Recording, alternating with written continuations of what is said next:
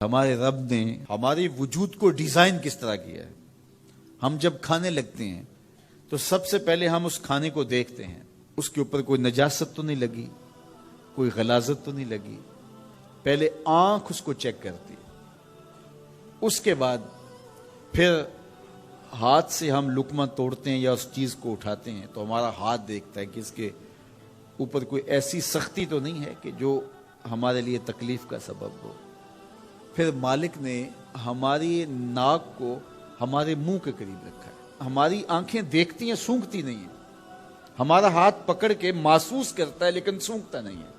اب اس چیز کو ہم اپنے منہ کے قریب لانے لگے تو سب سے پہلے جو ہے وہ اس کو اس سینسر سے گزارا گیا کہ اس کے اندر کوئی معمولی سمیل بھی ہوئی تو یہیں سے چھوڑ دیں گے۔ لائے تھے ہم حلال رزق سے، لیکن پھر بھی ہم نے اس کو آنکھ سے چیک کیا، پھر ہاتھ نے چھوا، پھر سونگا۔ اس کے بعد پھر اب ہم زبان پہ رکھیں گے۔ اب ہمارے رب نے زبان کو 3 حصوں میں تقسیم کیا ہے۔ زبان کی جو نوک ہے اس کے اوپر نمکیات کو چکھنے کے ذائقے رکھے ہیں۔ زبان کا درمیانہ حصہ جو ہے یہ مٹھاس کا احساس کرتا ہے، اور حلق کے قریب جو حصہ ہے یہ کڑواہٹ کا احساس کرتا ہے۔ تو اب اس کو زبان پر رکھ کے چکھا کہ یہ بد ذائقہ تو نہیں ہے۔ اب زبان نے بھی کہہ دیا کہ اس کا ذائقہ بھی ٹھیک ہے۔ اب دانتوں کی چکی میں پیسا کہ اس کے اندر کوئی ایسی چیز تو نہیں ہے کہ جو تمہارے معدے پہ شاق ہو، پھر تمہارے حلق سے نیچے اترا۔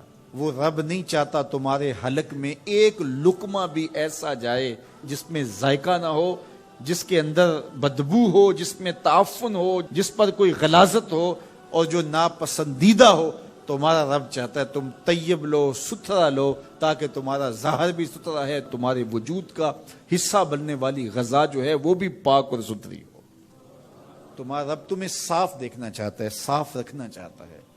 یہ تمہارے لیے اس رب کی تلقین ہے کہ تم صاف رہو۔ جو کھانے کا وضو ہے وہ ہاتھ دھونا ہے اور کلی کرنا ہے۔ جب تم کھانا کھانے لگو تو ہاتھ دھو لو اور اس کے بعد کلی کرو اور اس کے بعد کھانا شروع کرو، اور کھانے کے بعد پھر دوبارہ کلی کرو۔ اور ہمیں بار بار مسواک کرنے کی تلقین کی گئی۔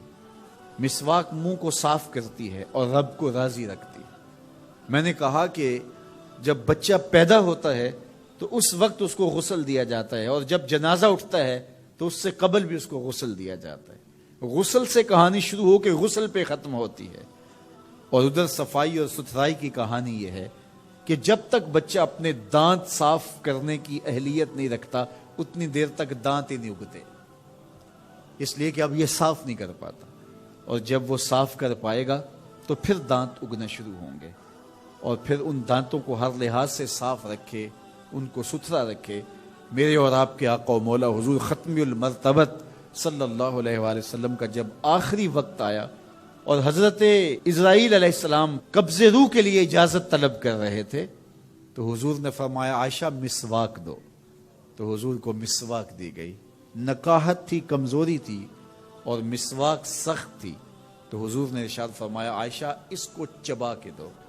تو ام المومنین سیدہ عائشہ رضی اللہ تعالیٰ عنہ فرماتی ہیں میں خوش قسمت ہوں کہ آخری لمحات میں میرا لعاب اور حضور کا لعاب مل گیا۔